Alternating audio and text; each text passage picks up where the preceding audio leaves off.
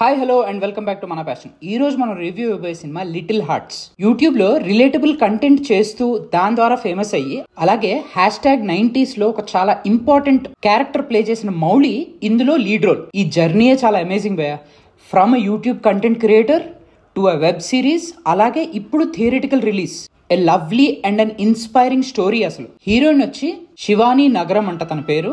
ఒక cute face and relatable character అని చెప్పుకోవచ్చు. మన సుహాస్ చేసిన అంబాజీపేట మ్యారేజ్ బ్యాండ్ ఉంది కదా, ఆ సినిమాలో హీరోయిన్ ఈమె. సో ఇది తన సెకండ్ సినిమా.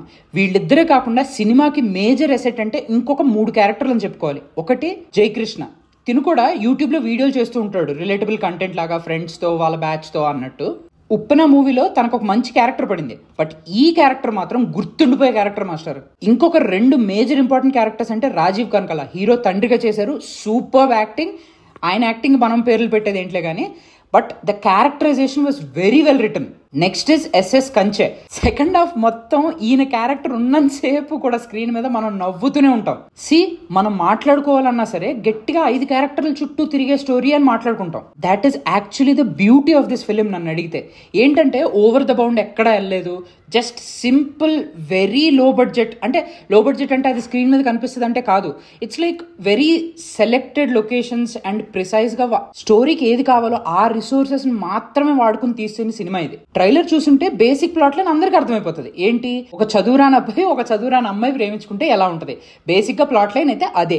లిటరలీ ఇంటర్మీడియట్ కి లాంగ్ టర్మ్ చేస్తారు ఇద్దరు, అక్కడే కలుస్తారు. సో అక్కడి నుంచి స్టోరీ ప్రోగ్రెషన్ ఎలా అయింది అనేది major crux of the story.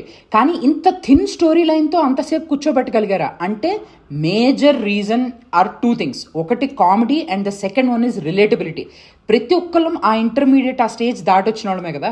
ఆ టైంలో అసలు మన మైండ్ సెట్ ఎలా ఉంటుంది, టీచర్స్ని సర్స్ని ఎలా చూస్తాము, అండ్ వాటితో పాటు చేసే చిన్న చిన్న అల్లర్లు, వీటన్నిటిని కలుపుకుంటే వచ్చిందే ఈ లిటిల్ హార్ట్స్ మూవీ భయ. లైక్ ఐ సెడ్, 3 ఫ్రెండ్స్, అందరూ థర్డ్ క్యారెక్టర్ నాకు ఎందుకు కంప్లీట్లీ సెకండ్ ఫిడల్ అనిపించింది. అంటే అతను పెద్ద క్యారెక్టర్ రాలేదు, it's not his fault, but story writing పరంగా చూసుకుంటే అతని క్యారెక్టర్ ఇంకా పూర్తిగా ఫ్లష్ అవుట్ చేయలేదు. ప్రతి యాక్టర్, ప్రతి క్యారెక్టర్ ఆర్టిస్ట్ కూడా సినిమాలో వాళ్ళకి ఇచ్చిన పాత్రను ఎక్స్ట్రాడినరీగా పర్ఫామ్ చేశారు.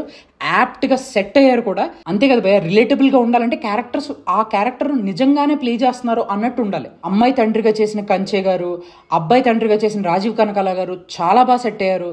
నాకు మాత్రం స్టాండ్ అవుట్ అంటే జయకృష్ణ భయ. తన క్యారెక్టర్ అసలు ఎక్స్ట్రాడినరీ. తన 1 లైనర్స్ కానీ ఇవి కానీ భలే యాప్ట్గా సెట్ అయినాయి. థియేటర్ మొత్తం నవ్వుతూనే ఉన్నారు భయ. ఆల్మోస్ట్ 2 hours 7 minutes మూవీలో మనకి ఎక్కడా కూడా ఎమోషనల్ కోషెంట్ ఇలా ఏముండదు. జస్ట్ నవ్వుకోవడానికి సినిమాకి వెళ్ళాలి, నవ్వుకుని బయటికి రావాలి. That is the key goal of this movie. Mouli తన యాక్షన్ తో ఇంప్రెస్ చేశాడు. ఇంకా ఇలాంటి క్యారెక్టర్స్ ఏమన్నా ఉంటే తను ఇండస్ట్రీలో ఒక గో టు పర్సన్ గా కనిపిస్తాడు డైరెక్టర్స్ కి ఆర్ ప్రొడ్యూసర్స్ కి. డైరెక్టర్, ఫోటోగ్రఫీ, మ్యూజిక్ అన్ని బాగున్నాయి. సెకండ్ హాఫ్ లో ఒక పాట వస్తుంది, మౌలియే పాడాడంట. నేను ఏదో ఇంటర్వ్యూలో చూశాను. ఆ పాట వచ్చినంతసేపు థియేటర్ మొత్తం నవ్వుతూనే ఉంటారు. డెఫినెట్ గా చూడాల్సిన సినిమా. థియేటర్ లో చూసినా ఎక్కడ చూసినా సరే చూడండి సినిమా.